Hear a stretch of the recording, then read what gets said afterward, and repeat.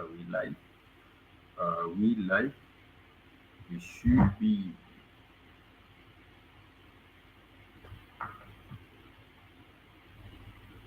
Okay.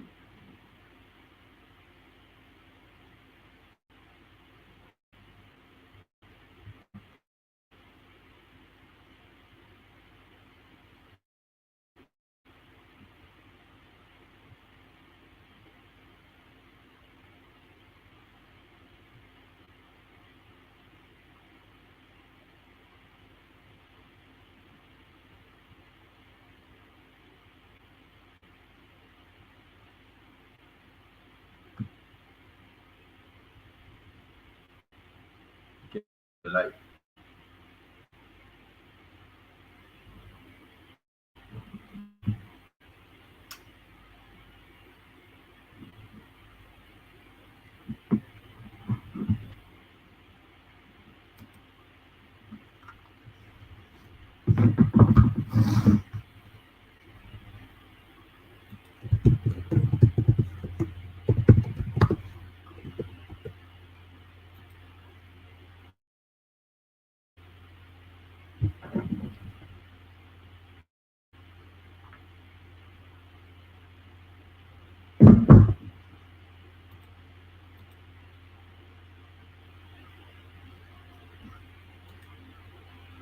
Oh, damn, we are here. So, hmm.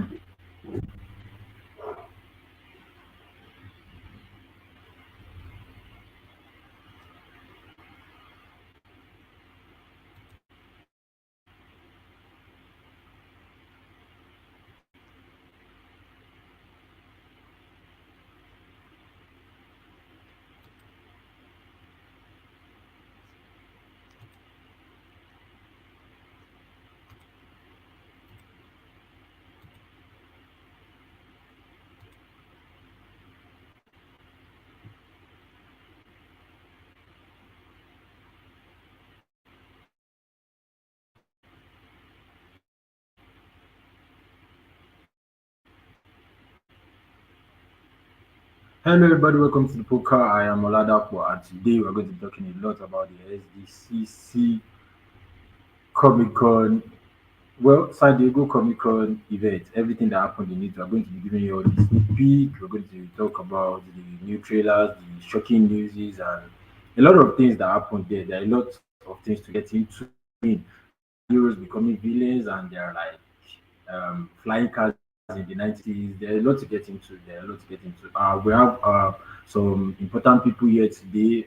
We have some recurring voices, and we have new voices. Well, not necessarily new in the sense that they've been on the channel before. I mean, one of them is part of the channel members as well. I mean, two of them actually.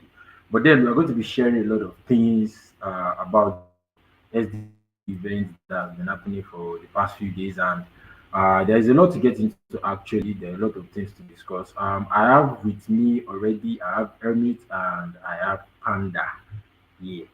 Most of you are already familiar with Hermit. Hermit is um uh, if you check one of the videos or some of the videos on the channel, you're going to see Hermit there. Is that Lex Luthor looking guy, the fun one. Look, so Lex is not anyway. black. Well, anyways, I would like for him to introduce himself and as well as Panda while we wait for the others. And while that happens, there are a lot of things we are going to discuss. You are going to see them on the screen so far. Pretty soon, rather, you're going to see them on the screen pretty soon. There are a lot of things to discuss actually. Pretty lot of things, and we would like for you to like stick with us the live session because we have some interesting things to actually give out for you that stays till the end of the live session. Sure you get. I might not be lying, I'll check, I might be saying it out. So, anyways, over to you, Hermes and Panda. Please kindly introduce yourself. Um, well, for people that are just joining us, for our regular viewers, I would assume they know you, but regardless, let's see. You've told us to introduce ourselves like 2 to 3 times now, and you've not stopped talking. How are we meant to introduce ourselves? But to be fair, we don't really need to introduce ourselves, yeah? To quote Cyborg from Justice League War, who I am doesn't matter, but what I know does. So I'm Amit, and we are going to be taking everybody down the road of the San Diego Comic Con 2024. Okay, that's it. You read it from Hermit himself. He's going to be taking us down the road of, like he said, the comics, San Diego Comic Con. Yeah. So, so we have Panda here as well. I would like for Panda to sort of introduce. Hey, I'm Panda, and it's a pleasure to be back. Um, I did not plan to quote anyone, but Hewitt has inspired me. So to quote Bruce Wayne, I am Batman. Okay, that's nice.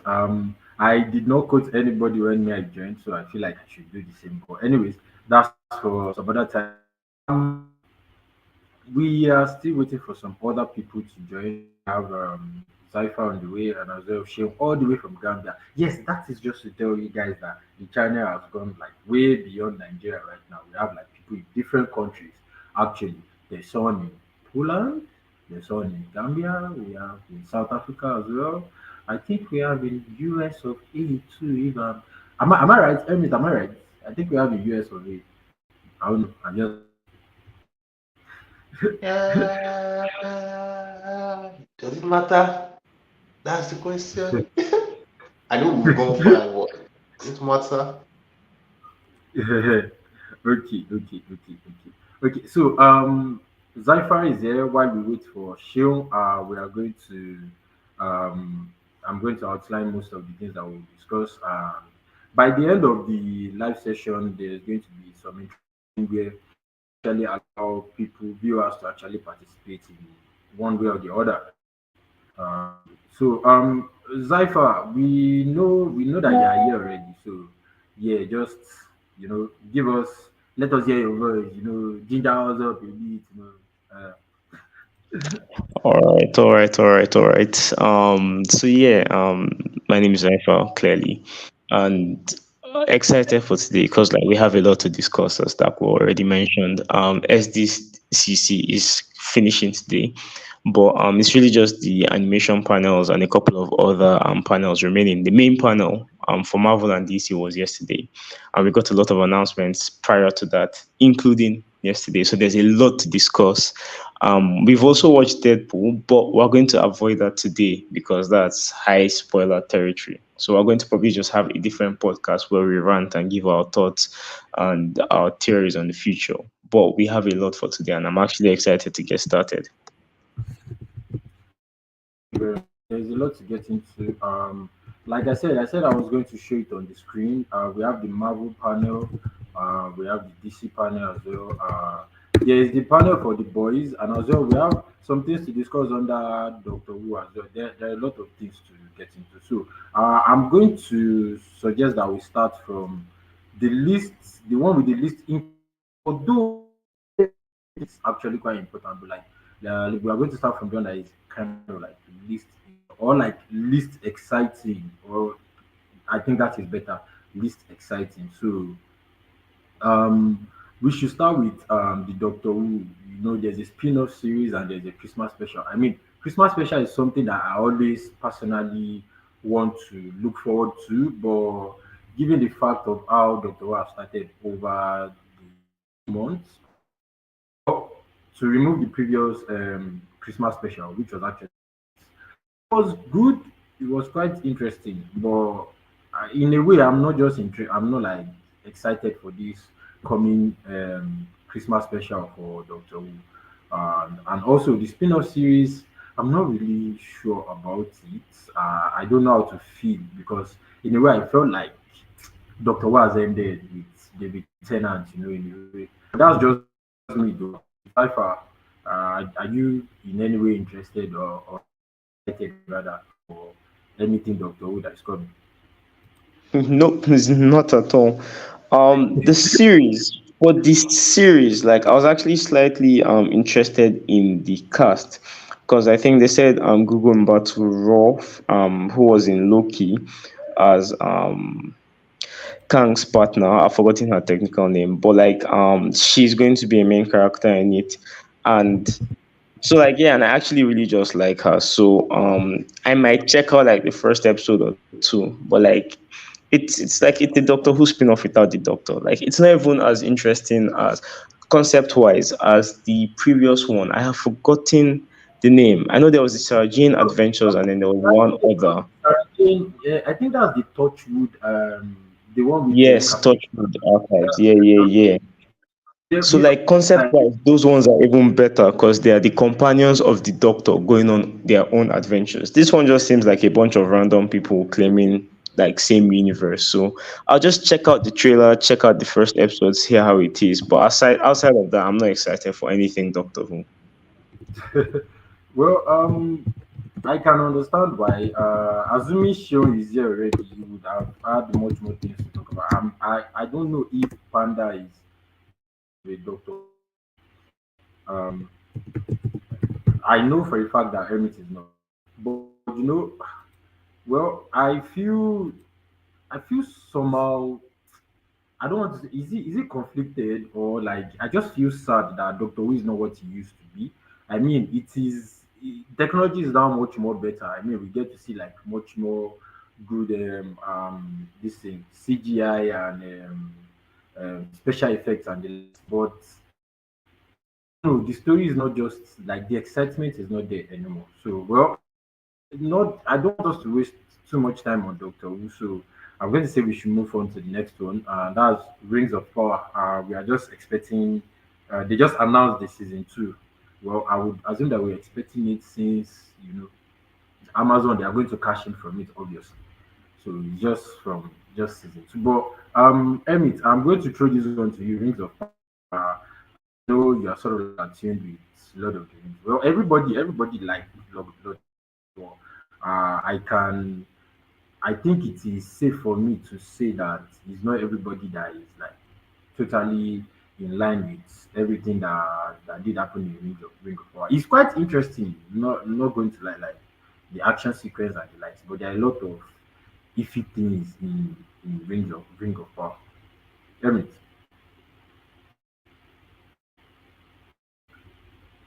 Uncle Emmett, Mr. Emmett, Brother Emmett, Lord Emmett, Sauron.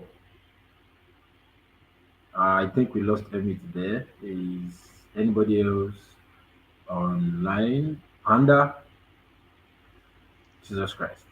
Yeah, I'm Are you here. I'm here. okay? Panda, you got anything to say on the Ring of Power? No, Or not out that really. one. It's not Okay. really something Well, I'm excited about, but I'm curious to see how it plays out. okay. No. Well, that's cool. That's cool. Well, for Rings of Power, we are just expecting the second season. So well, that's the only announcement that is there about Rings of Power. So when the second season come out, we would see what it is going to entail. And I have a feeling it's going to be the CGI is good, or let me say special effects, and the visual is quite good. I mean, it's Amazon and they put in a lot of money into it. Now let's go into the comic announcement. This should be Panda's 40 as well as Emmett. Well, Zypher as well. Well, the biggest announcement for comic under Marvel and DC. For the first one is the Absolute series for DC. Absolute series for DC. Zypher.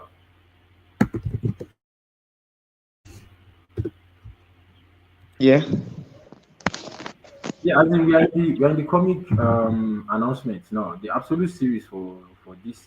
Then from there we move to Oh, X Men Ashes. right, right, right. Although I think, all right, we'll probably do it this way since like most of them are just announcements to an extent. So like we'll just talk about all of them generally, because the biggest announcements were Absolute Series, then From the Ashes, then Deaths of Spider-Man. Those were, I think, the three biggest announcements across comics. And for me, I'll start with the Death of Spider-Man because it's the one that interests me the most. Because from what they announced, we have Doctor Doom outfitting Spider-Man with a new suit, and he gives him 8 lives. And there's someone that Doctor Doom is meant to defeat, but he's just like, F it, Spider-Man, go and do this for me. Here you go. So, like, I'm actually interested to see how that plays out. Seeing Spider-Man with an upgraded suit that will probably have a bit of magic in it, considering that it's Doctor Doom. And I mean, it's Doctor Doom, so like the suit is going to be very high end. And then like him just having to take up like fight against an entity of the caliber that Doctor Doom is supposed to be fighting. That's going to be very interesting for me to see. Then the Absolute series essentially is just the our main Justice League members, well, the main superheroes as a whole in DC have all lost their powers thanks to Amanda Waller messing around with them, and they have to try to find a way to regain it. But then on the split side, we have the Absolute Universe, which is a different universe that has characters that so we have our Superman, Batman, Wonder Woman, but then their origin stories are different from the versions we know. So Batman isn't rich. Superman wasn't born like he didn't grow up with the Smallville mentality, like to help people and everything. And then Wonder Woman also has like they all just have their twists. So they have like they've become these very different characters. Batman in this universe looks like three times the size of Jack Reacher. So like the Absolute Universe, like everything about the Absolute Universe is also very interesting because I know they have to take on Darkseid, or Darkseid is involved in some way. So like that's also very interesting. And for From the Ashes, I'll leave it to Jolade and Panda because I really have never cared about the X-Men, but I am interested to see the team with Nightcrawler and Gambit, and also Storm's involvement in the Avengers. But outside of that, I don't really care about the X-Men. Well, before we actually move further, there is something I want to point out with the death of Spider-Man. There is actually a pre-existing comic titled "The Death of Spider-Man." I'm not entirely sure when that one was, when they initially released that one, but with what you've actually said and what we've seen in the SDCC, the story is a bit different. But I'm just kind of skeptical if he's going to have like some sort of like nod to the previous Death of Spider-Man comic. Where that one had a little bit of different story to it.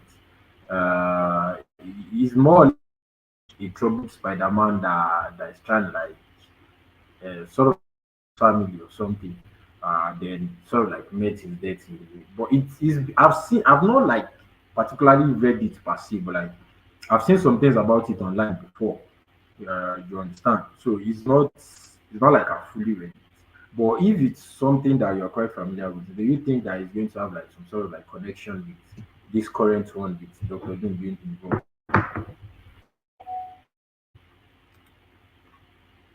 From what I've seen so far from both of them, I don't think they've connected because the eighth death of Spider-Man, unlike the death of the Spider-Verse that, or whatever it is you just finished describing, that one is more character centric. This one just plays off of the fact that You he don't has eight lives think that were given Spider-Man? to him by Doctor.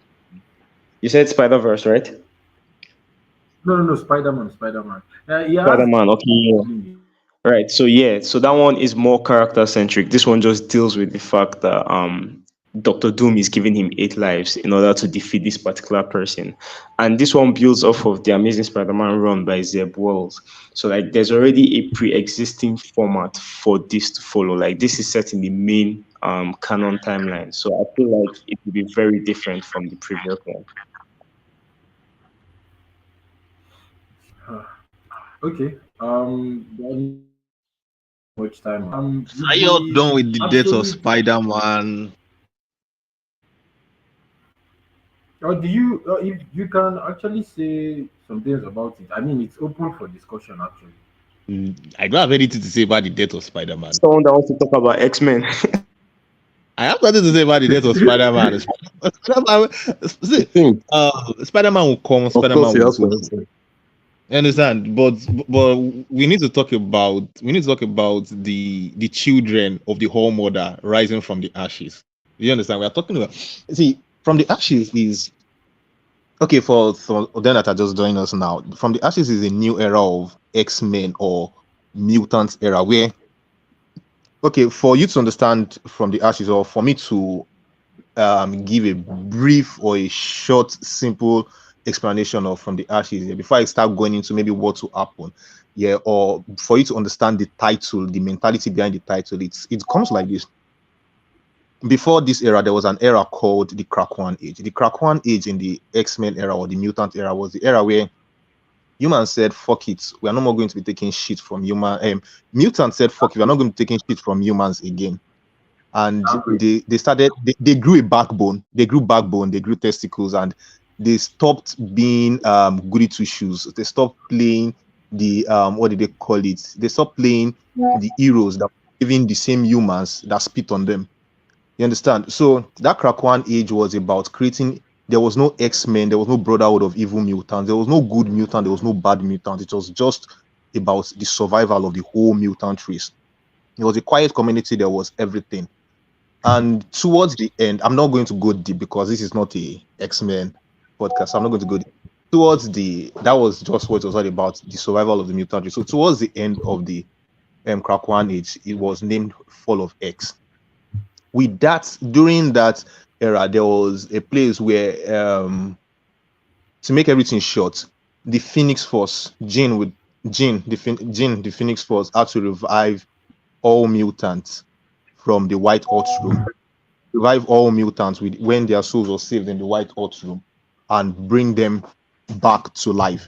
So I think I'm bringing them back to life. So that is the whole mentality with the whole new era being named from the ashes, because all new mutant now, with the fall of the Krakoan age, going into this new era, they're all coming from the ashes. They're all rising from the ashes. The rebirths that the Phoenix gave all of them after their previous deaths in the fall of X, the Krakoan age, into this new age. And into this new age, it's not going to be an easy age for them. There are a list of books going on, and each book is centered around the challenges the mutant race is going to face. You understand? And the most important one is the Phoenix solo book, which is Phoenix Force fighting against Gore. Some people may know Gore, some people may not know Gore, but the simplest explanation about Gore is a god killer. The only thing he understands is violence. The only thing he understands is killing gods up and down. So we've not been given any in-depth information on why the Phoenix and Gore are going to be fighting. But knowing the Phoenix integral role into the life of mutants, if she's fighting Gore, it has to do with the survival of the mutant race. So looking into the whole new era now, we have books like the Phoenix, where she's going to face Gore, and we have other books like Exceptional X-Men. We have other books like Sentinels. This Sentinels is a very different book. A lot of you know the Sentinels, created by humans to hunt the mutants. But this time, these are a whole new set of Sentinels. Again, no in-depth explanation given to us till we are able to read the issue one, or we are able Well, to see a proper preview of these books. But well, from the way well everything is I looking, initially, it's going to. You say what? yeah, I initially assumed that it was a relaunch of the previous from the ashes issues, that like they're just trying to relaunch it. No, Share it. from the ashes is a whole new era. It's a whole new era. No, no, yeah. Oh, well, okay. But like I feel like it's a relaunch from it's a relaunch of like the X-Men comics. Like it's like DC Rebirth. Share it. No, it's not. It's not a relaunch. It's a continuation. It's not a relaunch. It's a continuation from the fall of I X. you, From the you know fall that of X, mutants died. originally was- yeah, yeah, yeah. Like from the title itself, it says from the ashes, meaning that the rebirth, Yes. like Phoenix now Yeah, that's what I coming back to explained. life. So they are coming. Uh, The I believe the mentality if you of that if you look naming. at Yeah, I no can't hear no you. Okay. if you look The at if you mentality look of that naming was because the Phoenix brought all of them back to life to save them, because yeah, the last what do they call it? The last era. I'm comparing it to like the DC rebirth. Like it wasn't as if like they ended the universe or the verse itself, and they're like we are restarting it. Like It's a continuation. No, it's You not an get, end. but like That's what I'm trying to say. It's not an end. It's not an end. It's still the same. It's not like it's not a relaunch. It's not a reboot. It's not a anything. It's like a proper continuation. It's like season one and season two. You take a If I proper may, series. if I may, Take a because proper this is going series. in circles. Everyone Yeah, is go just into playing. Because what that boy is saying is that this is just a new start of different comic lines for the X-Men. Because there are like 8 to 10 different X-Men books that will start from here and move forward. So like what that boy is saying is actually accurate in that this is a new starting point for the X-Men. They'll just grow from this point onwards.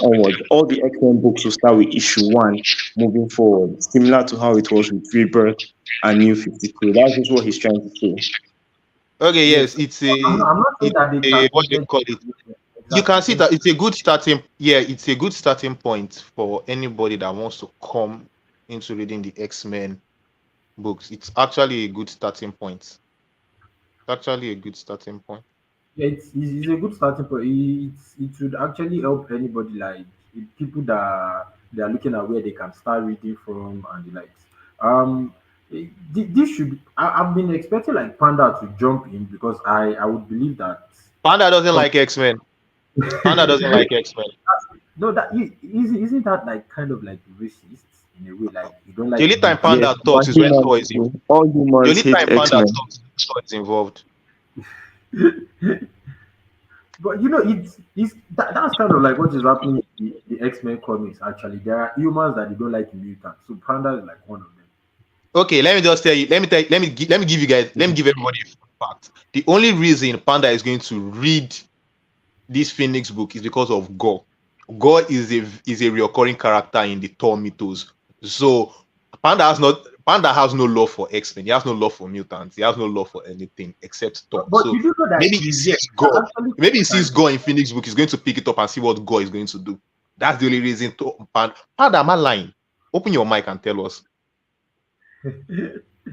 well in the comment section, it's like people are still quite intrigued about Spider-Man dying, Spider-Man dying 8 times. It's as if you chase Panda away, but I would assume that Panda, it's he network. said he's having network issues, so we'll just have to bear with him. Jesus Christ, Panda is not like, having network issue. Panda ran away because there is no Thor. Let's face the truth. anyways, people are still sort of like talking about um, the death of Spider-Man in the comment section. It seems like people are like still they can't deal with the fact that our main timeline Spider-Man is going to die 8 times. They can't deal with that fact yet, but we'll see how that actually goes when the issue starts coming out because it's quite interesting. Like Topper said, we might probably see a suit that is infused in magic and science, then with Spider-Man's, his agility, wit, and all of that. So, anyways, uh,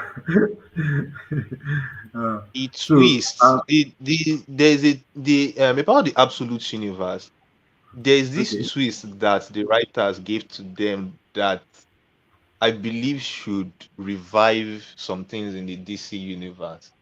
Hmm. Get like um DC are smart in a way where their prime universe is their prime universe, and when they want to test something, they always all they just need to do is create an alternate universe and let it run. If it Is that works, if everybody, if that it that's why works, for if them to it like works, do the a lot book runs for long. of like, If it doesn't work, they shut it down. You understand? Now, take I think everybody have like now take the Injustice universe. Now, everybody always wanted a version of Superman where he was a totalitarian, and they gave us with Injustice. You understand? well, Now, yeah, the that's Absolute that. Universe, the Absolute series, yeah, divided into two, where the Justice League lost their powers and they will have to fight without powers and everything. And there's the Absolute Universe that is also coming up. And this one, it's they took the three pillars of the Justice League or the DC universe, Batman, Wonder Woman, and Superman, and they tweaked them in a way. According to what the writer said, straight from the horse's mouth, he said they reimagined Superman. They reimagined Superman to this modern era, meaning the only thing that is the only thing that is vital about Superman, or the only thing that is going to be common with this absolute universe Superman and the main and the prime universe Superman, is that both of them escaped the explosion of Krypton. Every other thing else is going to be different. His personality, his mentality towards Not to light and everything. So, as for me, I believe we are about to see a Superman with a Superman who has no issues killing you off if you fuck up, and we're about to see a Superman who is stoic again in a way. language, again You language. understand? Is it? Emmett, are you listening at all? You've been using like explicit language for. There are kids watching this. For God's sake. Anyways, thank you for the main insights. I mean, when Keep we it get to right. like a proper comic podcast, we will go really in depth into that because we still have a lot of things to touch that we've The not actually. boys. And right now, if you can see the screen, I'm sure everybody can see the screen. We are now moving into talking to the boys. And while Jalado was giving us explicit knowledge on comics and the multiverse and the lights inside the DC comics, Panda was able to join us back. Sean was able to join all the way from Gambia. We should applaud that. Sean was able to join all the way from Gambia. Welcome to the show. This is the third time that we are seeing Sean on the live podcast. So, not to waste too much of our time, let's quickly get into the boys. It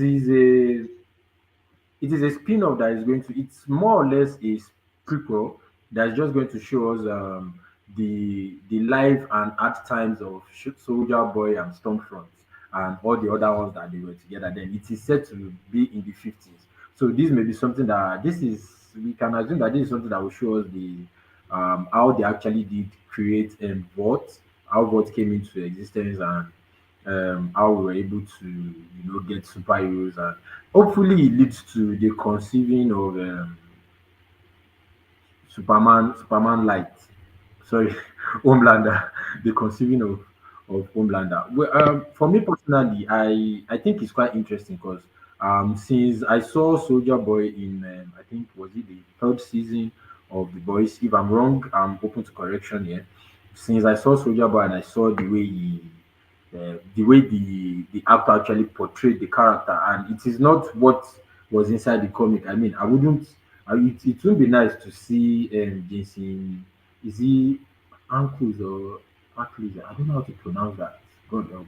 Yeah, it would be nice to see Jason like being a superhero that pees himself and lacks confidence and the likes. But I like the version I saw. It's sort of like mirrored Captain America in a way, and that is something I'm quite excited for. I'm personally excited for the boys spin-off going to be centered around Soldier Boy or some sort. All right.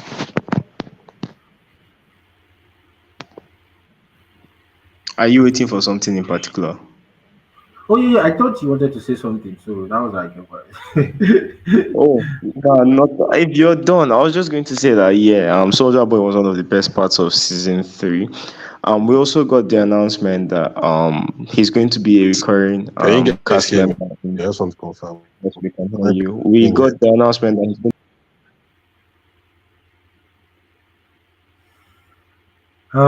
God, this is tough. Honestly, it's Am I quite being tough heard?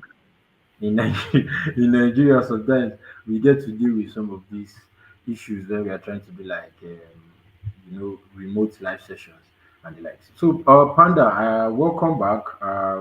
We know that you've been seeing Shege for a while, so welcome back. We are currently talking about the boys. Before we move to the next one.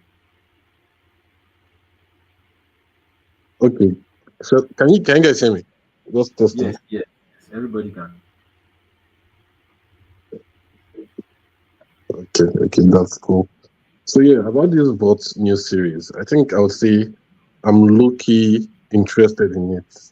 Because I know for a fact that Soldier Boy was one of the most interesting characters from the previous season. That is season 3, not season 4. One of the most interesting characters we got. And this guy did a Ah, God of mercy. Isn't that nice? That's Anyways, just exactly where I was when Network kicked me out. We're getting more of him in season 5, so it seems like next year is going to be a whole lot of Soldier Boy for us, which is actually quite nice. And the combination of him and yes. Stormfront should be interesting to see.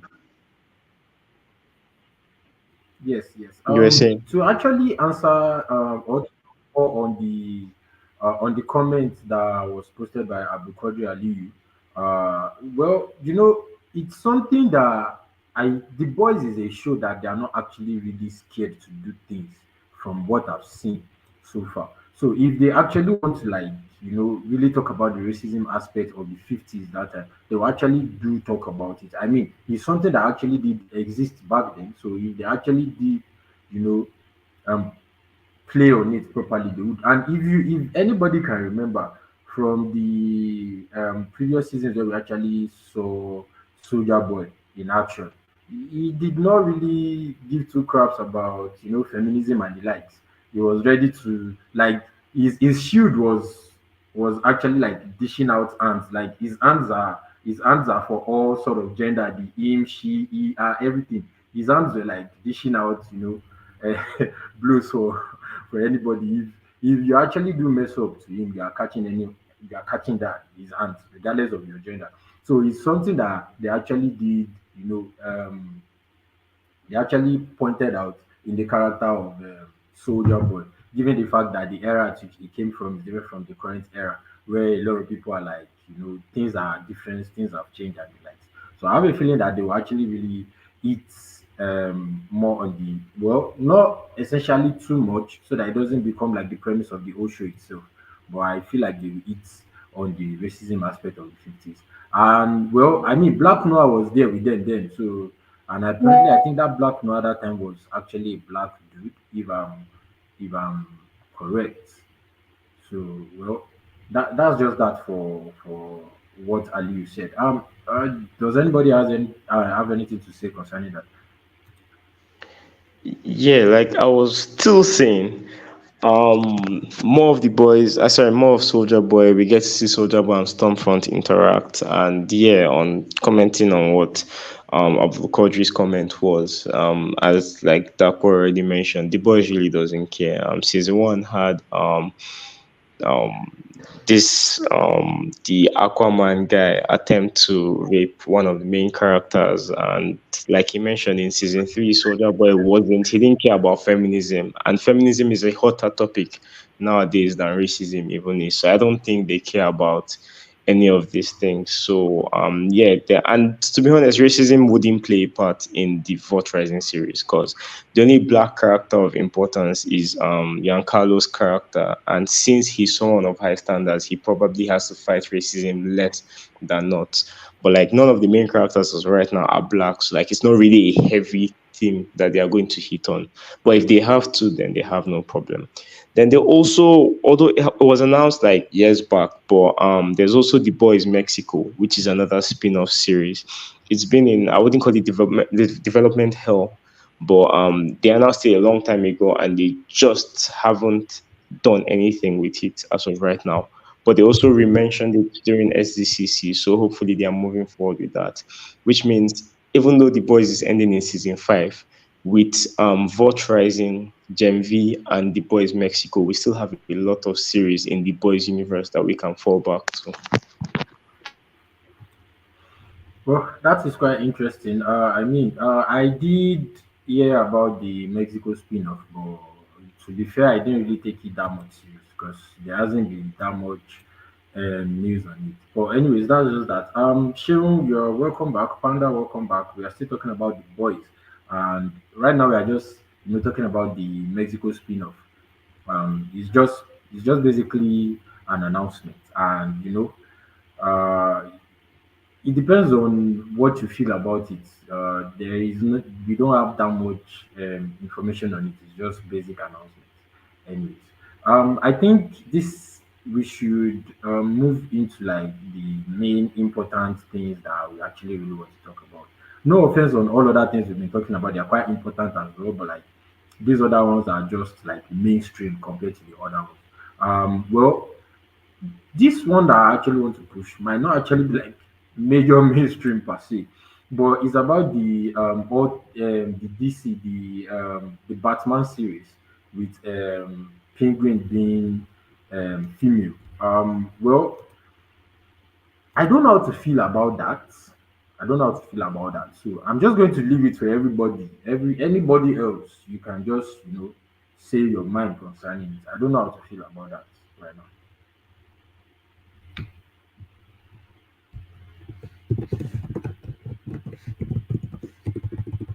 I guess I'll just start talking until someone else decides they have something to say. Well, the Matt Reeves Batman universe officially got its new name, Batman Epic Crime Saga, and the Penguin is the second installment in that saga. And like you said, I'm also pretty indifferent about the Penguin. Like, I feel like it's very unnecessary. The Penguin hasn't been a character I've cared about ever. Like, he's a fun villain to have, in all, Penguin has never been a main Batman villain. Like even in the old movies where he appeared, like you have other villains in those movies alongside him. He's not the kind of villain that can carry a whole movie on his own.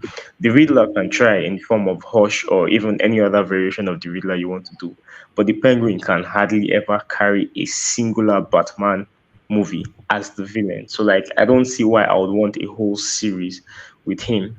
But they have Colin Farrell as the main character, and he's a stellar actor. So I'm just going to log in, see what it's about. I'll watch the whole series for sure, because concept wise, I'm just interested to see what Matt Reeves has to do. And I feel like it's going to play a part in the bigger universe as a whole. Because he says it happens a couple weeks after the Batman ends, and it's just them trying to. So that with the death of Cameron Falcon, there's a hole in the crime verse, and the Penguin is trying to fill it. So like I'm sure it's going to have heavy repercussions on the second Batman movie and the Arkham series or the Gotham series, whenever whichever one of them comes out. So I'll definitely just check it out because I'm a huge fan. So like regardless of if it's nonsense or not, I'll watch it. But as of right now, I have no hype for it. I just know the cinematography is going to be mad from all the trailers we've seen, but outside of that, I'll have to wait and see. Well, just to add up on what Um, you said about I just want the to add something. okay, go ahead, sir. So, as for the Kenyan series, I mean, maybe you're talking about importance. I did remember that Matt said this is going to fill in the gap between Batman 1 and the Batman 2, which we know is coming out soon. So, I do guess that yes, we can see it has a very big, important role to play. And as for the character, I do agree with you. There's nothing special about Penguin. I was surprised when they announced a Penguin spin-off. The only time Penguin had any surprising or interesting role that one can easily think of was from the Gotham series. Yes, So that was what them, I was actually. And if you're actually talking about the Gotham series, for like the first two seasons, the Penguin was carried by a character created for the Gotham series, which was Fishmoon. yes, actually, that's true. That's true. Well, maybe I mean it's Matt Reeves. I guess it's more of a let's just trust him and hopefully he does magic with it type of thing. So let's see how it plays out.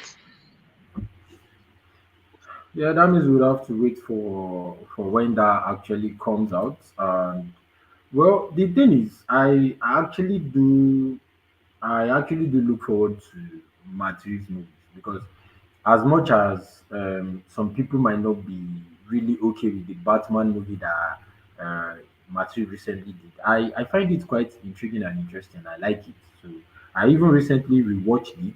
Well, I had to like watch all the Batman movies. I started from Batman Begins to the Dark Knight Rises, and I went to the Batman. And the Batman I had to watch twice, and I find it quite interesting. And in a way, while I was watching it, I was like, I actually need to see much more things on that because I feel like it's something that would actually be quite good. But then we'll get to see what happens. But for the Penguin movie itself, I'm indifferent. I'm indifferent about it. And also, what I was initially like talking about was during the SDCC, I saw there's an animated series for Batman where they said the Penguin is going to be female. So that was the one that I don't see the importance of like making the Penguin female. Anyways, that's just by the way. It's not It just was by the way, oh, I beg, no, it's something that has to be tabled because, like, you have to explain to me why you took Oswald Cobblepot and you said his name is now Oswalda Cobblepot, and in your mind, you've done something revolutionary. Like, there's literally zero. I didn't care about Penguin to boot, so why the hell do you now have to go the extra step to make me even dislike the character more by changing it to a female?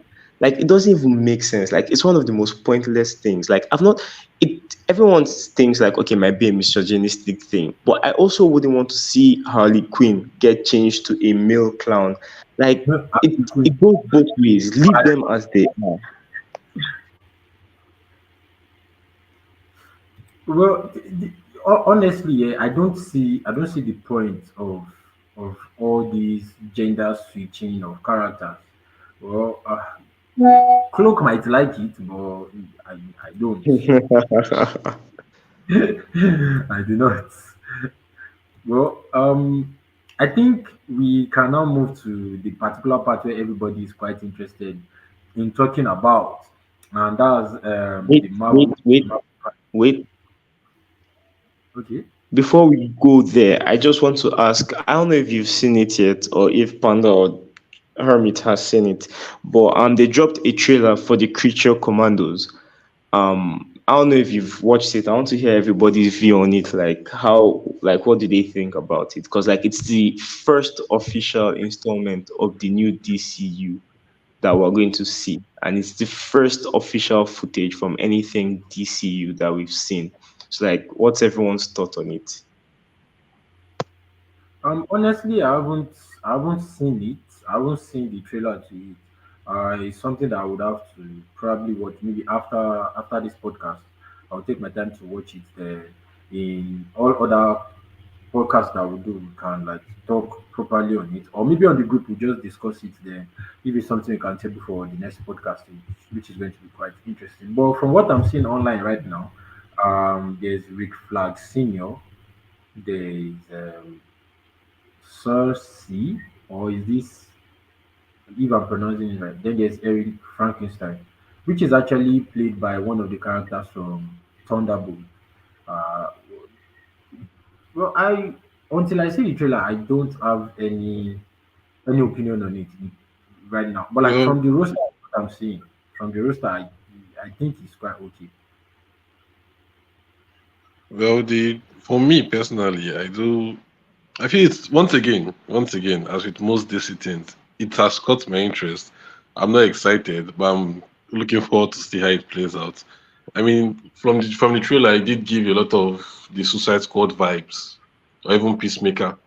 And I mean, I guess that makes sense since it's James Gunn that's producing it. But the trailer honestly gave a lot of Suicide Squad vibes.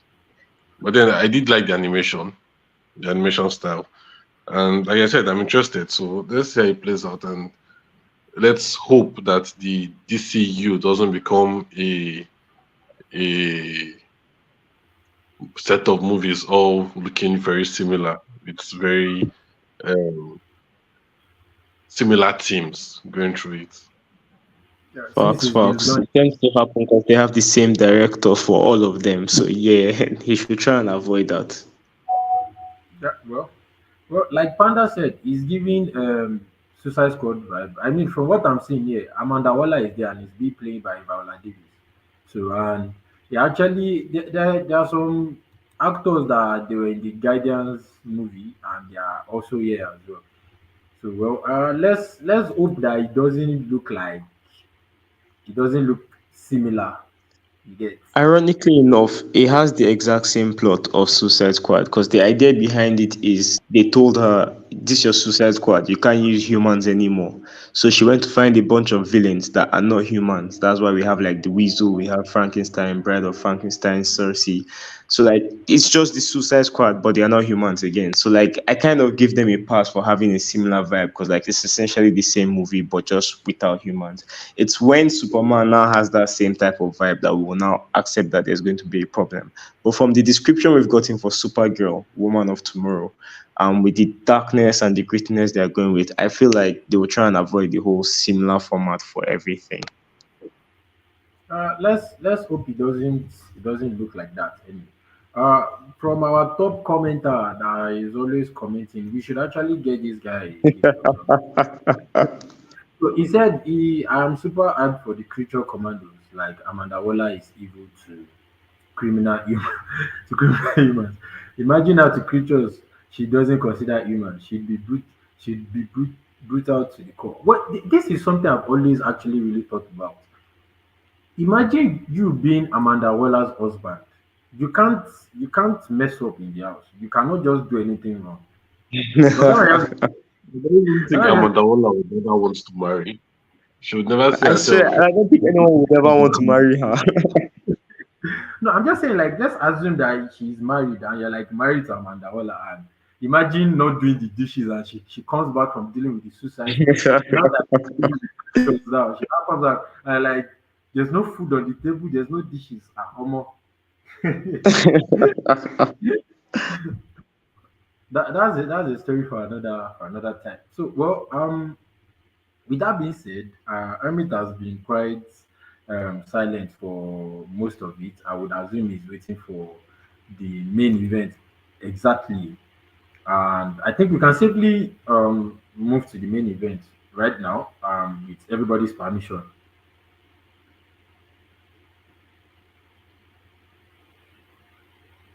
With everybody's permission. With everybody's permission. Anyway, since nobody's saying anything, I would assume that um, that's like permission for everybody. So No, now yes. continue waiting for us. No best, no best, no best, bro. No best, bro. But I'm still quite shocked as to why Emmett is quite, you know, quiet since. But when we were talking about the comics, it was as if we could not stop him. Yeah. So so to start with, the Marvel panel is quite, well. I'm not going to say quite. It's really interesting. I loved every bit of it, from the Captain America New World Order, or what was the sorry, I, what's the title for the Captain America movie? Brave new world. You're not allowed to No, forget. no, no, no. It's New World Order. Let's stay with that. I don't know why you people Brave keep calling. new I world. don't know why you guys keep calling it Brave New World. I'm okay with Why New do you World not Order. recognize me? You're brave. Yeah, I'm okay with New World Order. So from from Captain America New World Order down to the Thunderbolts, down to Fantastic Four, everything actually is really, really interesting. And they had me on my feet. For a moment there, I was feeling like I was in like 100 level again. Like the first few times that we all like sat together in the hostel or in night class, trying to see new things that are coming out in the SDCC. It felt like that time that we were waiting for like the Civil War announcement, and the time that Good we were times. also for good times that we were waiting for the first teaser of Infinity War. I felt like it, like I don't want to say a child because it was just a few years ago, but then I felt young again, and it was quite interesting. Everything that happened was amazing. But to my face is not really showing that the excitement that much, but like, I'm actually quite excited. Not to waste everybody's time, let's get into it. There is a lot to get into in the Marvel panel.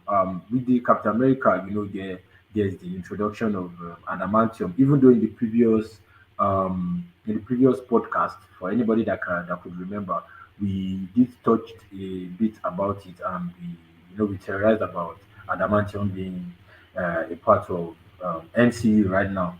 And I think Tokwe actually did talk about is going to be gotten from the Celestial that did not that they were not able to burn finish, that was getting burned but did not burn.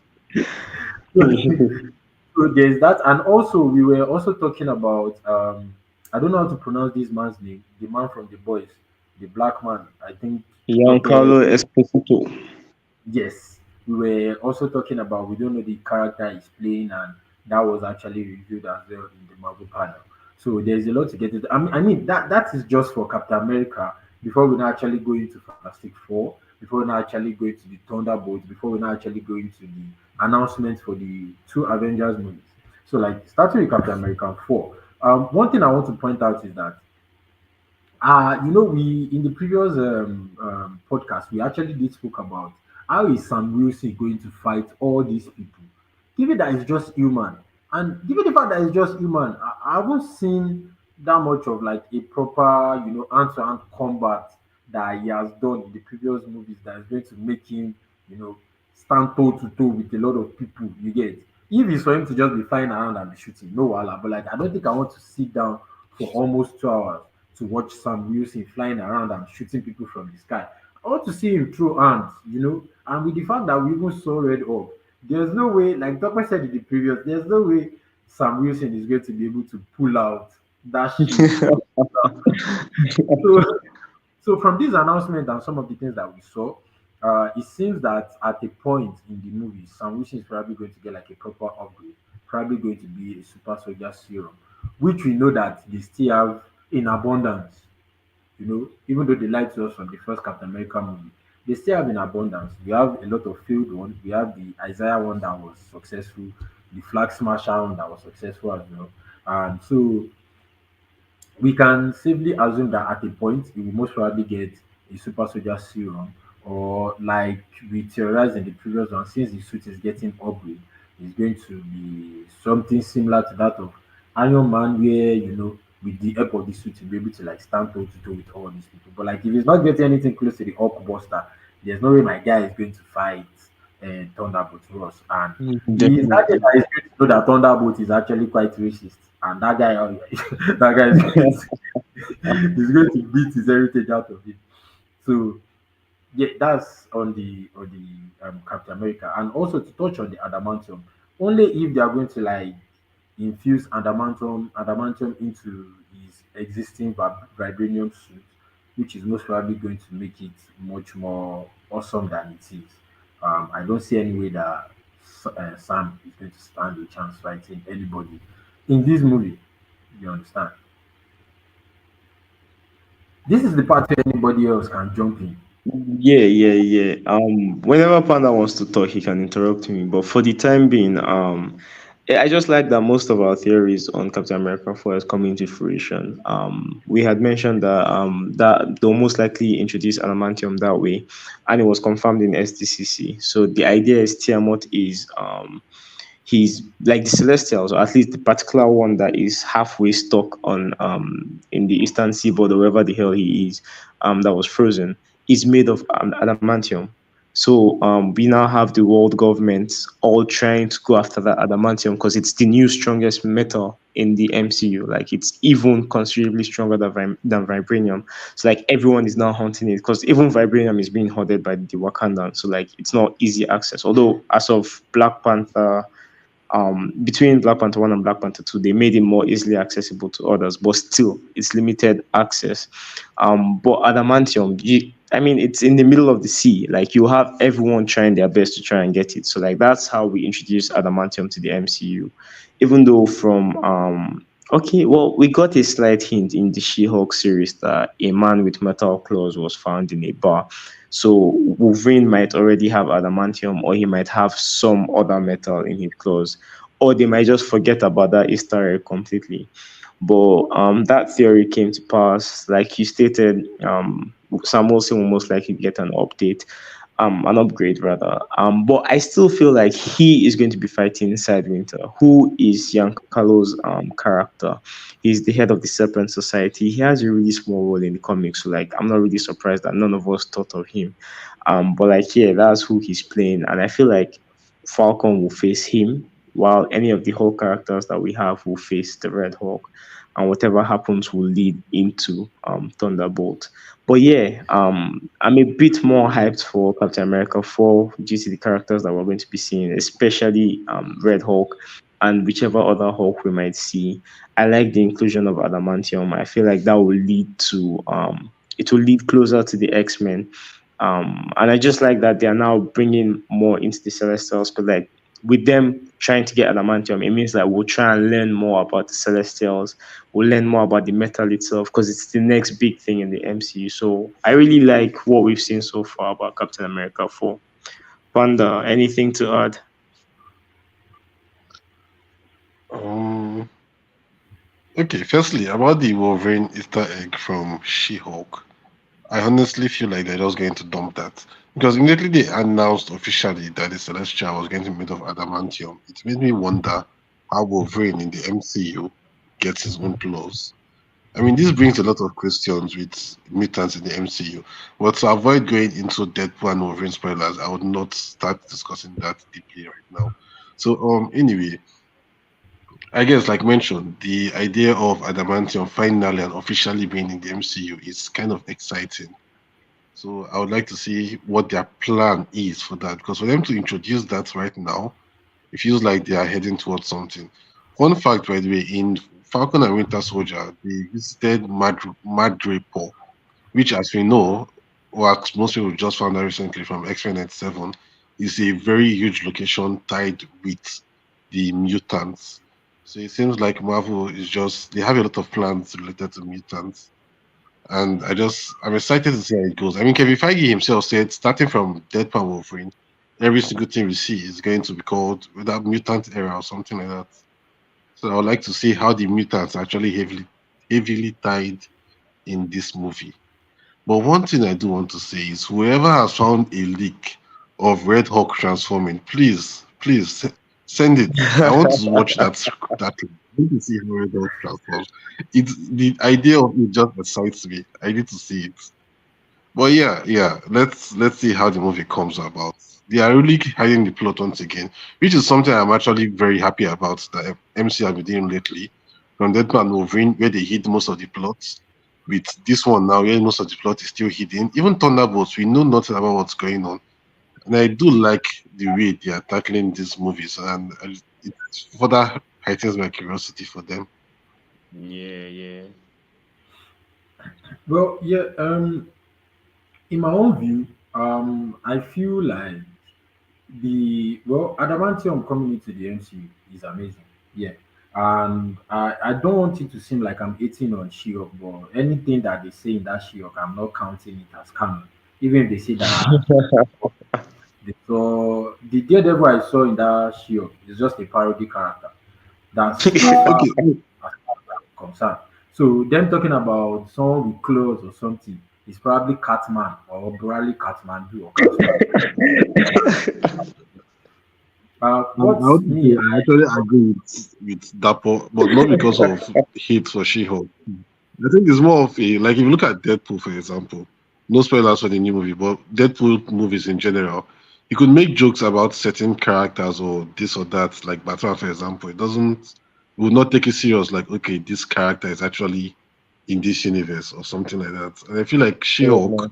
who is also a fourth wall breaker, was doing something similar with such an Easter egg or joke.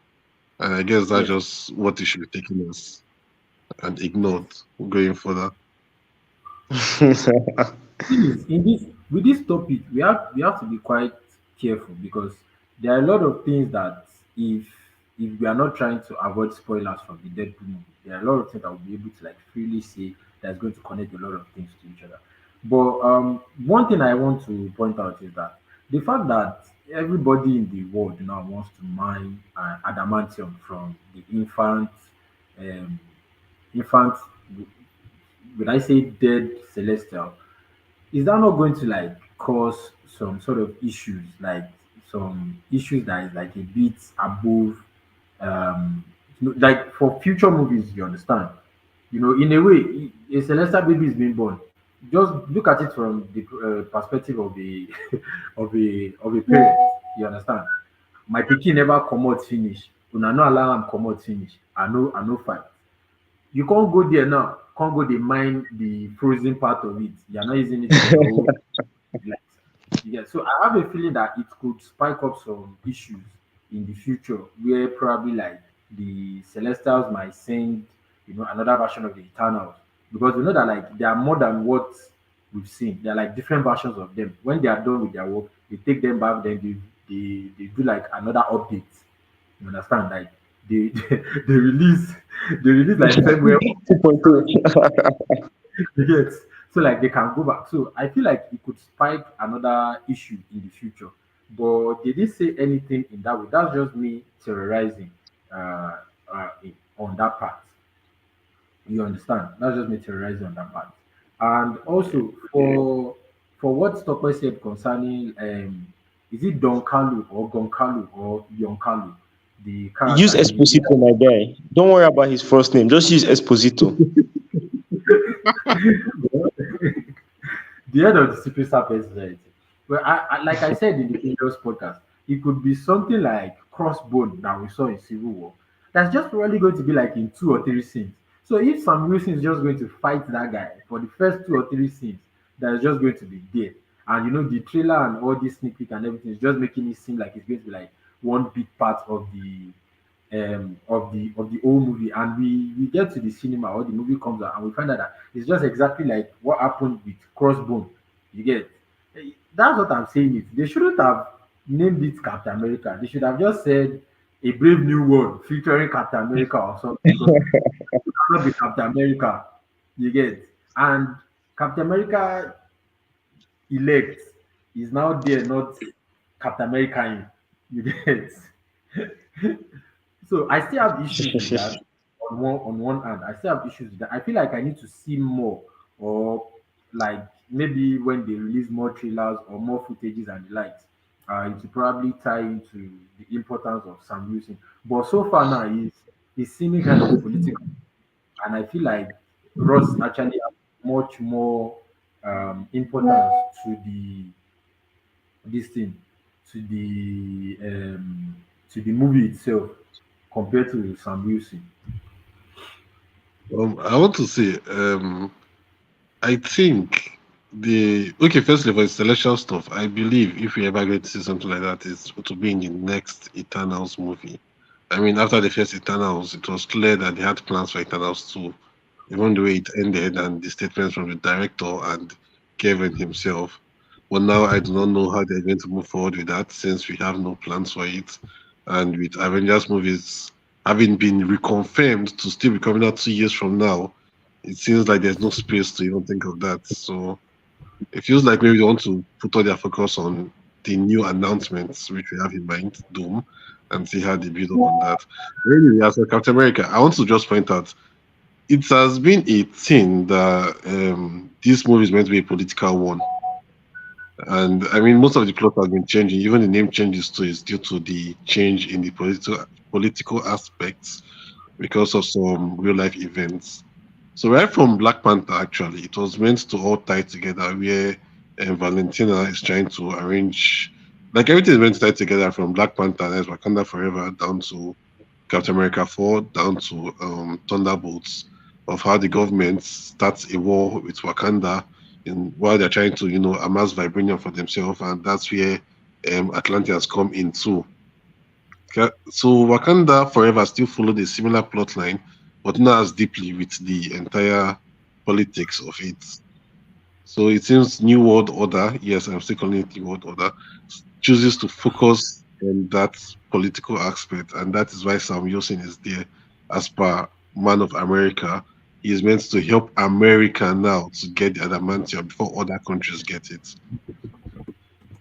In the trailer, we heard them say he retrieved something from Japan. So it seems like they sent it to Japan to maybe retrieve the adamantium that Japan themselves had gotten. So it's more of politics. We see the election going on. We see Ross about to become president. We see a battle at the White House. So yeah, I think that's the main reason for it being a Captain America movie. All the other Hulk stuff is going to be Hulk stuff that is just going to hype us up. Sam should do his politics. I'm here for Hulk fighting Hulk. Well, like one of the comment actually said, are we going to see? I mean, um, is Carl going to have like a major role in the Captain America movie? Like, if he actually does show, because it feels like we're going to see um, a lot of different characters from it.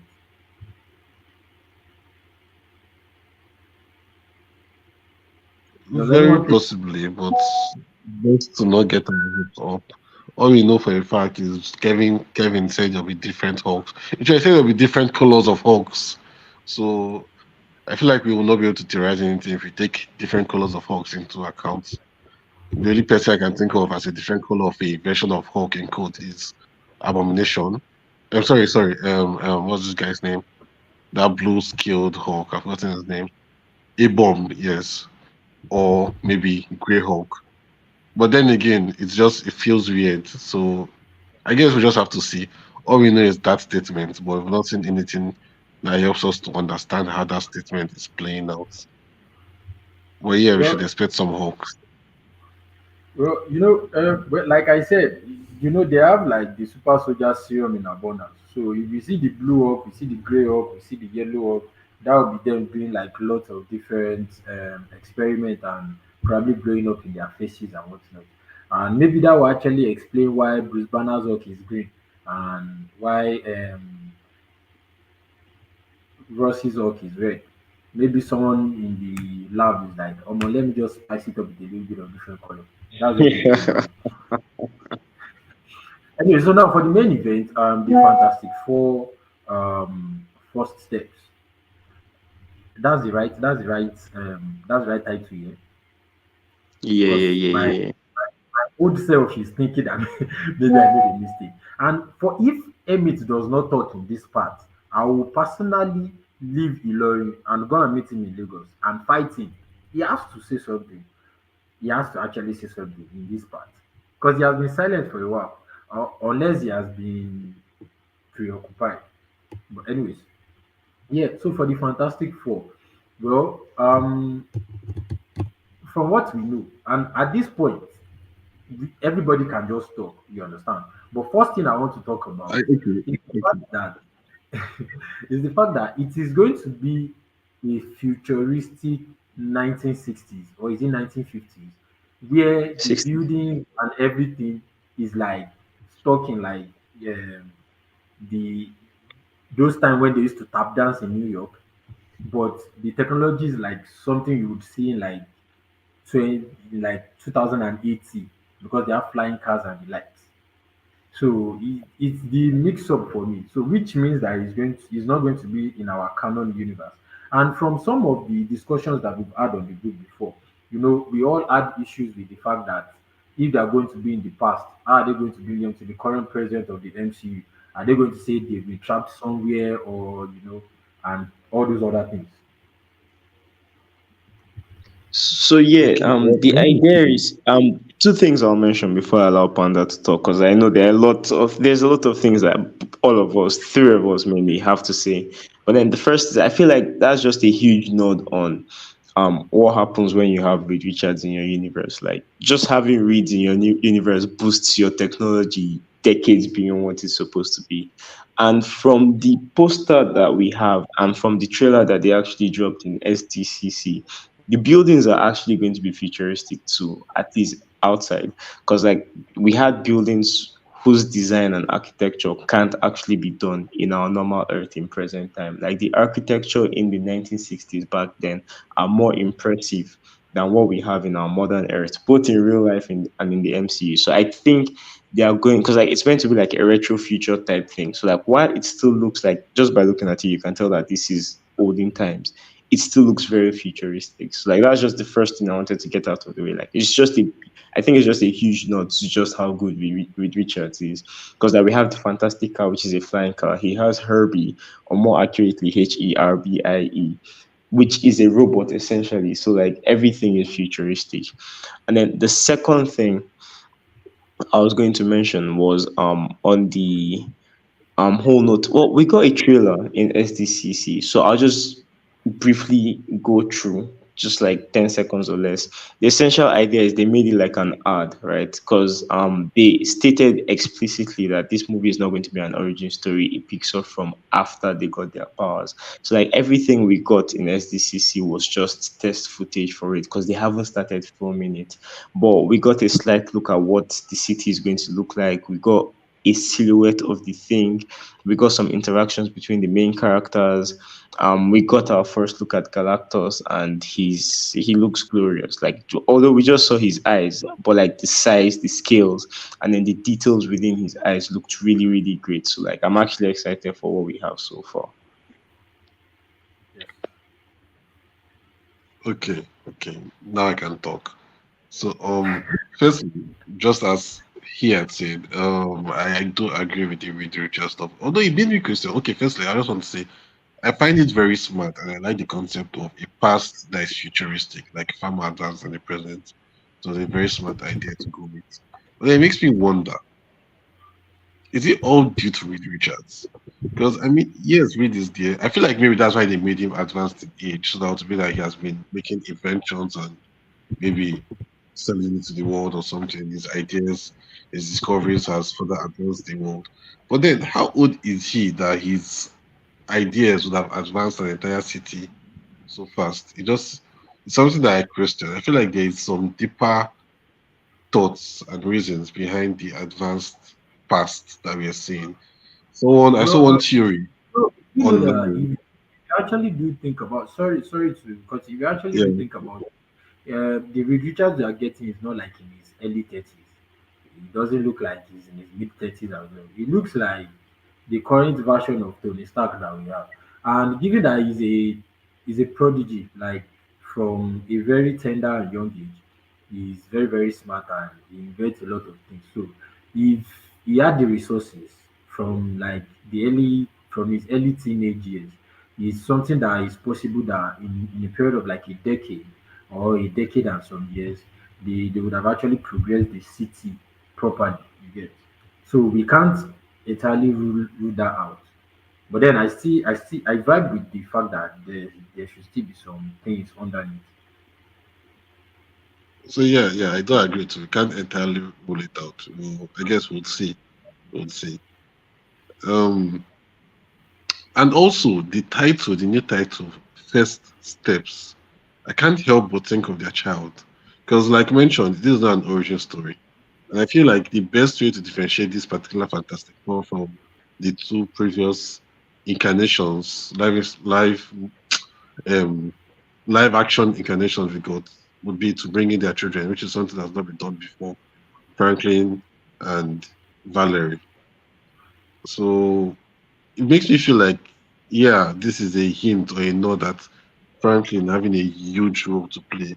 Hence, they are also using an older actor and going for an older version of the Fantastic Four, and also hence they are skipping the origin story and just I mean, something like Spider-Man: Homecoming, where they believe we've seen enough incarnations of these characters to know their origin story, so just see how they are living in this particular universe and see the story we have to tell about them, which is something I'm interested to see. But I feel like partially this links us directly to Doom now, which is the question of, do you think Doom is part of this movie? From what we've heard so far, it's seeming unlikely, or like even if he's in the movie, it's going to be a very small role. That I can be assured of, because like the main villain is Galactus, and I'm hearing rumors we might get other villains like Mole Man here and there. So like they have enough villains in their hands. So if he's going to be in the movie, to be a very very minor role, and more likely than not, he might just not be in the movie entirely. No, I have a feeling that it might actually be there, which is what I want to see now is going to ease us into the next line of conversation that we have lined up. From the moment that they announced who is going to be playing Doom, from the moment they announced it, I've been doing some findings and I was able to see because I had a lot of questions that why is it that is this face that is playing Doom and the like. So if at all Doom actually does show up in this Fantastic Four movie, it might actually just be like a sort of like a origin story of not like main origin. It could just be like you said, a minor role, but that would just explain the origin part of like Doom. It could be a post credit scene. It could be a mid credit scene or something. You get so like what I hope they might actually do is if they go in the route of what I saw in a pre-existing comic of how Doom and Tony Stark actually like came to be. You know, it is that there's a particular story. I'm not sure if any one of you is familiar with that particular story. There's a particular story where it's an alternate universe where Tony Stark, instead of being I'm sorry, Victor Von Doom, instead of being um roommate with Reed Richards. He ended up being roommate with Tony Stark instead. And they had a bit of fight, given that Tony Stark is he's quite eccentric and Baba is a playboy. He doesn't really study. He's naturally smart and whatnot.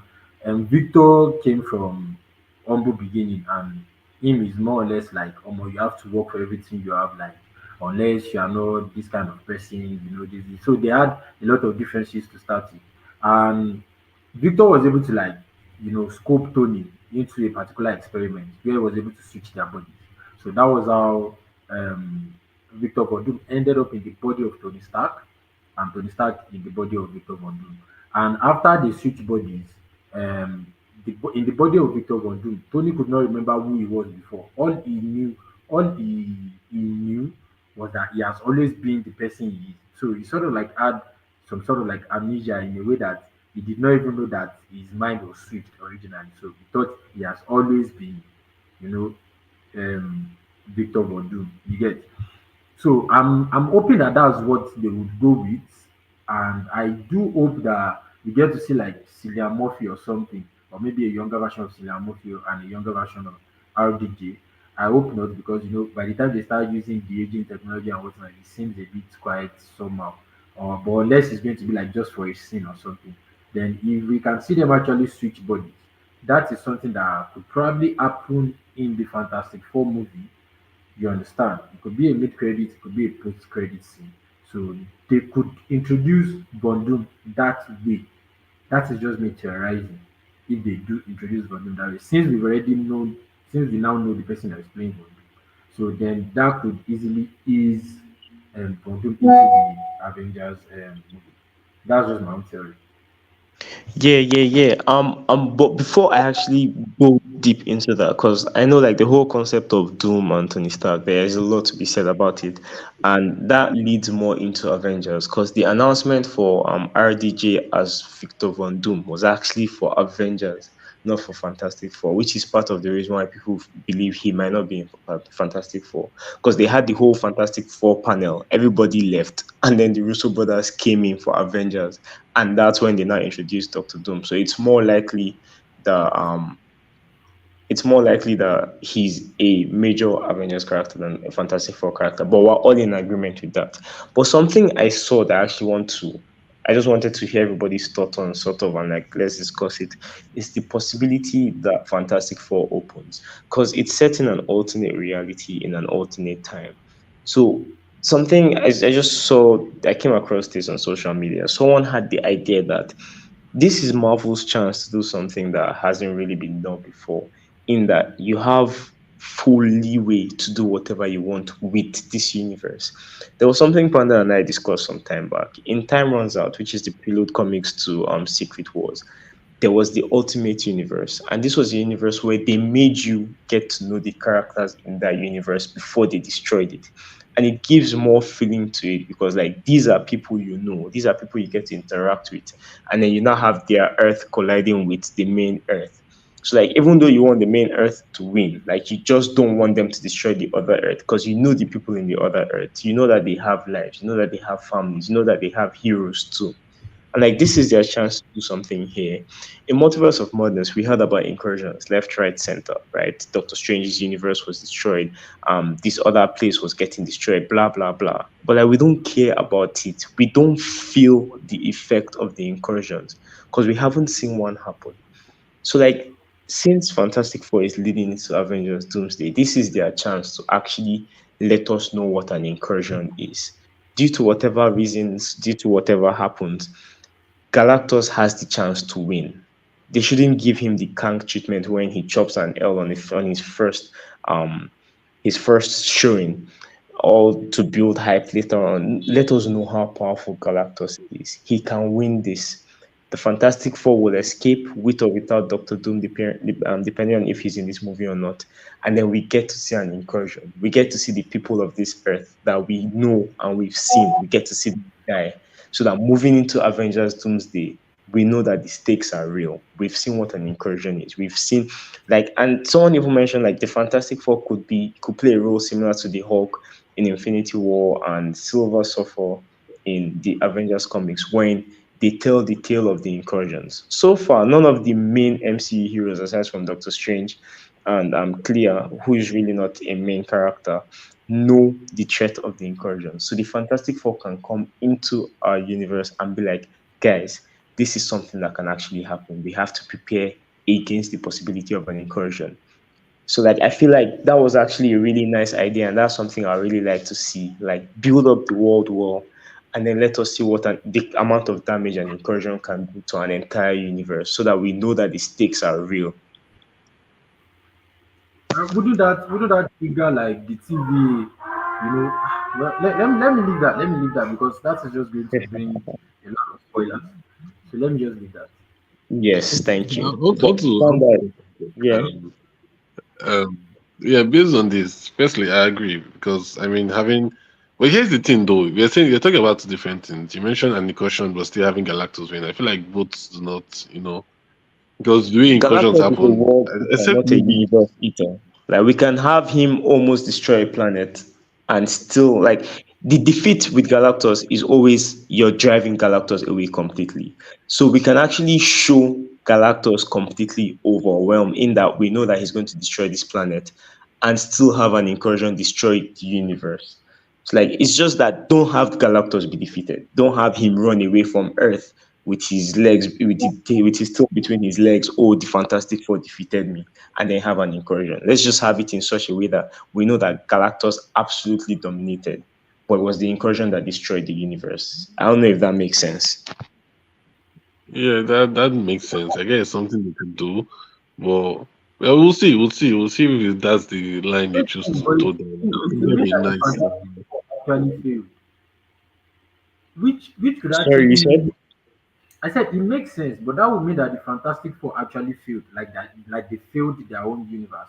So if they actually Yeah, do transport themselves to the main universe, so they will try all their best to make sure that that one too doesn't fail because they failed one.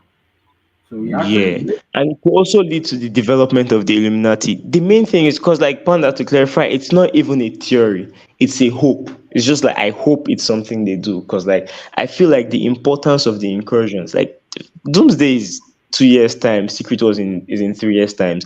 None of us here, the three nerds put together, know what an incursion in the MCU looks like. None of us know how damaging it can be. None of us know how hard it is to avoid. We don't know anything about it. So like that's just where I'm at. I'm like I feel like this will be the perfect opportunity to show us what an incursion looks like. Even if, like you said, it means Galactus will lose. I feel like that's secondary. I just didn't want Galactus to have the Kang treatment where he's meant to be a big bad, right? A universal bad. He can't just chop an L on his first viewing. Because like if he loses here with the Fantastic Four, why am I supposed to fear him when he comes to the MCU where we have Thor, we have Sentry, we have the Hulk, we have Doctor Strange? Like these four niggas beat you, and now we're giving you these four niggas with 500 other niggas that are more powerful than the four of them combined. Like, nigga, I'm not scared of you. That kind of thing. That's why I feel like there's a delicate balance that they have to reach. And if they don't, I don't think I'll have the same. It's just a hope of mine. Okay, well, two things. Firstly, yeah, I do agree with you. But I also want to differentiate things. There's a difference between the Kank treatment and a big bad losing. The Kank treatment was he lost in a very disgraceful way. Like they straight up overpowered him. We do not want that. We do not want to be Fantastic Four. Oh, we measure our powers and we overpower Galactus. But on the other hand, there are ways in which his threats can be averted, and like you said, maybe running away with his. But there are ways that can be handled without it downplaying the power of this character, where the character is still menacing and we still understand the threats that he possesses. But anyway, what I actually hope for, which is also something we had discussed before, what to me, why you are hoping for that? What I would hope for is that the universe itself doesn't get destroyed yet. Yet. It does get destroyed eventually, but not in this movie. If you remember, during the time runs out event, the very last incursion that led to Secret Wars was between two universes that we know, we love, we care about. So now it wasn't just a thing of okay, like if you remember earlier, we were like, oh, Captain America just destroyed the other planet and save how many billion lives. It wasn't just like that anymore. Now we are rooting for both universes because we cared about the characters in both universes. Now, without going into spoilers, also looking at Deadpool and Wolverine and possibly what we might have in Fantastic Four, I feel like they have a shot to give us something like that. But then all I can do is hope. All I can do is hope. All we can do is hope. All we can do is hope.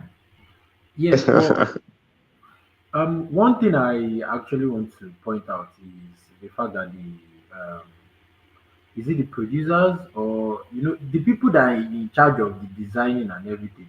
I don't know the name they are called right now because I've not had lunch, I've not had dinner, so I'm not really processing my food. Damn. I mean, it's showing in my eyes. So, anyways, all those people here, they were sort of concerned on how the design of Ben Green would look like, because I don't want what we saw in Fantastic, and even though what we saw in the original Fantastic Four movie is okay, but it could be better. What we saw in Fantastic is an abomination that should never happen again with Ben Green. So what I heard, or what I saw rather, is that they took their time to actually go and study all these. They actually went to record rocks. They were shooting They rocks, recording rocks to went see to the how desert. they would know how to like do the design properly. So with those ones, I feel like they're taking their time. But the fact that the production is starting very soon, in like 2 months, or is it not next month, that they are going to start shooting, and the fact that it's going to come out next year, do they have enough time to Shooting is actually in do it 2 days very? time. But I don't want them to rush it. I want it to be very very good.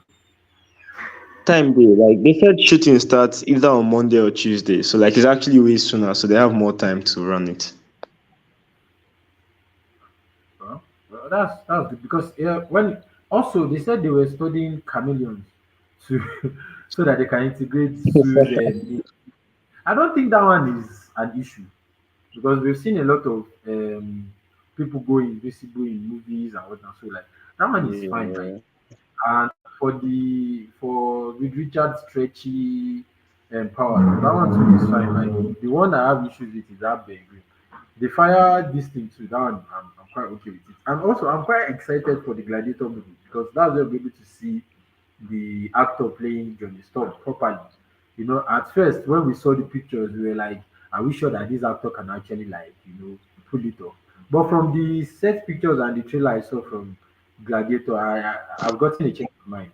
I've gotten a change of mind. So I want to see. Because of that, I'm really excited. Well, not just because of that and some other reasons, I'm very excited for the Gladiator movie. Um, I'm sorry to Yeah. like Well, for me, for continue. his acting talents, because like he's also in A Quiet Place day one. I feel like I also A Quiet Place will probably come out before. Well, it will definitely come out to download before even Gladiator comes out for in cinemas. So I think we'll get our first glimpse of just how good he is in A Quiet Place. But he was also in Stranger Things, the last season. So like, yeah, I think he'll do a fantastic job. But yes, I'm more excited for Gladiator 2, knowing that he's going to have to bring out all his acting chops. But we'll see him first in A Quiet Place, then Gladiator will solidify how good of an actor we think he is. Oh, well, yeah. Anyways, we still have to like see all these things. Probably when we see like a proper trailer. When do you think we put together like a proper trailer for Fantastic Four? For a proper trailer, it's probably take like a couple months of filming, then a couple months of production. So maybe like in the next 5, 6 months. Marvel have started this thing where they drop their trailers 6 months before the movie comes out. So it's either be late December or early January, the way we're looking at it. But we should start getting set pictures from anything this week onwards. Same way, first week of production on James Gunn's Superman, we got our first look at Superman. We saw Hawkgirl, we saw saw Green Lantern, we saw a bunch of them. So I'm hoping that we'll see the same thing here. But I think it will take a while before we get our first trailer. Yeah, well, I'm actually looking at the timeline of December, January actually, because that seemed quite realistic compared to Yeah. the timeline I could get. Well, that I would say we've touched mostly on everything other than that of Robert Downey Jr. But then I've already given my own verdict on Robert Downey Jr. being for him to play Von Doom. So me, I'm hoping that they go with that part of the comic where Von Doom actually switch bodies with Tony Stark. So it could be the Tony Stark of their own universe.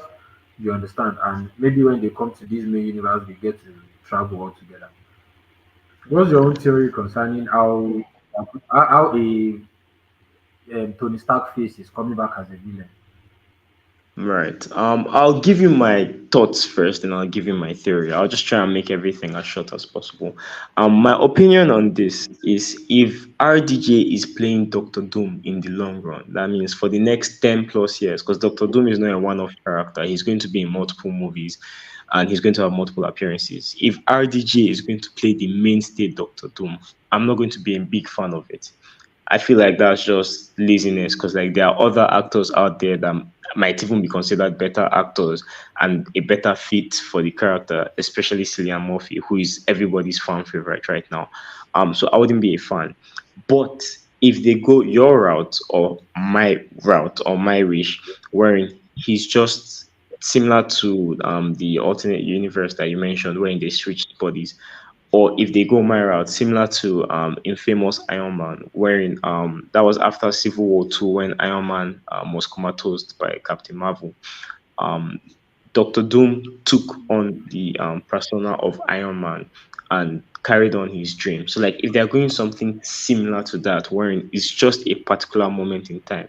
So, for maybe in the Fantastic Four movie, if they show us Doom and Avengers Doomsday, RDJ is Doctor Doom, and then there's now a twist. There's now a revelation that there's actually a true Doctor Doom, maybe the Doctor Doom of our universe, wherein he was actually playing some sort of game, either the body switch or he just needed to work out his plan without showing his face. So he utilized the Tony Stark of his universe, or he somehow managed to just blah blah blah.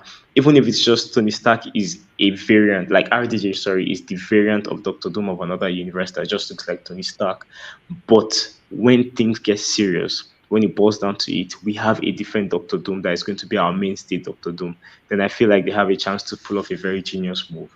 That's just where my head is at. I feel like RDJ is perfect if it's just for a limited time. One movie, two movies, then we have our own Doctor Doom that can play Doctor Doom for the next 10 years. Because Doctor Doom is not just a one time villain, he's going to reoccur in the MCU for years, for decades if possible. So I feel like in that sense, I'll prefer another actor to take on that role. But if RDJ, and I feel like that's it, because Doctor Doom isn't someone that removes his mask often. They could literally have hired anyone to play the character, and no one would have been none the wiser. The fact that they announced that it was RDJ, the fact that they announced it for Avengers Doomsday, not even Fantastic Four, the fact that they brought him on stage to SDCC, even though they haven't, I'm never sure they finished writing. No, they just got writers for the movie. So like you haven't even written the movie, but you already have your actor. I feel like they are planning something. It's not just a straightforward we're casting RDJ. They are going to add a twist, either similar to that alternate timeline you mentioned, or they're just going to have him be a variant and then the real Doctor Doom will pop up later. But I have a feeling that this is a misdirect that Marvel is trying to play. Each time I've watched that video like 40, 50 times, honest to God, since they dropped it yesterday, of them announcing that RDJ is Tony Stark. And something just feels, sorry, is Doctor Doom. And something feels off. It feels like this is a setup. There's going to be a twist there, and everyone is going to be shocked when it drops. Either that or this is just the greatest disappointment of my life. Well, obviously, I would say it's a setup because it's the Russo brothers. They tend to do they tend to do this thing. Look at what they did to us in Infinity War when we saw a lot of them running towards the screen with Hulk in background. And throughout the whole movie, we did not see anything. Okay, you don't even Yeah, show that, you understand. So it could yeah, be a misdirection, and I would say if it's just a misdirection, if it's just a misdirection, they've gone too far by actually bringing RDJ on stage and saying that he is this thing. But one more thing that I want to add to the theories is that RDJ could be a variant of Doctor Doom from the Fantastic Four universe. Then it comes to our own the canon universe. Then when the actual Victor Von Doom of the canon universe sees that, he gets inspired, you understand, to actually follow suit. Or probably they defeat that one in Doomsday, then he gets like, probably like a recorded message or like one handbook or something, or like a ledger or something, or like a diary of or a tutorial video of how to be a Von Doom, you understand? So then that actually like brings in, let's say for example, Cillian Murphy or someone even better to actually continue being Von Doom, because like you said, I don't think I want to see RDJ playing Von Doom for a long time in the MCU, because he already died as Iron Man and that was perfect. That was yeah, perfect. If Arthur is going to come back, it should just be like flashback or something. That was perfect. There are some things that we yeah, don't need any this thing for. But that's that about Von Doom, Fantastic Four, and that. Well, we like we said, we've actually touched on everything. The Russo brothers announced two new Avengers movies, which is Von Doom, which is coming out 2026, and Secret Wars 2027. It's just a year apart, which means that in one way or the other, by the time the Fantastic Four movie is done, we would have like proper updates on the Doomsday. Probably they will start production probably some months before the Fantastic Four movie drops, or probably immediately after the Fantastic Four movie drops.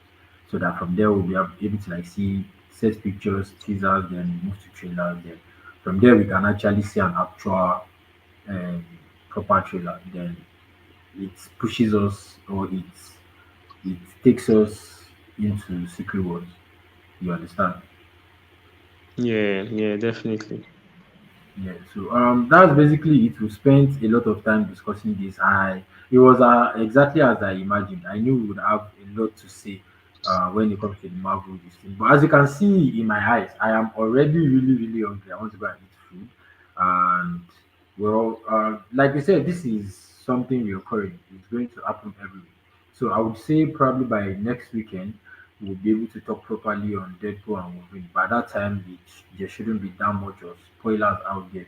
Or I mean, Yep. a lot of people have seen it, so most of the things we talk about wouldn't be spoiler centered, and we'll be able to like connect it with most of the things that we've seen in the SDCC event. So thank you very much to everybody that joined, and to our constant is it commenter or commenter that's always commenting. Just contact us. We have something for you.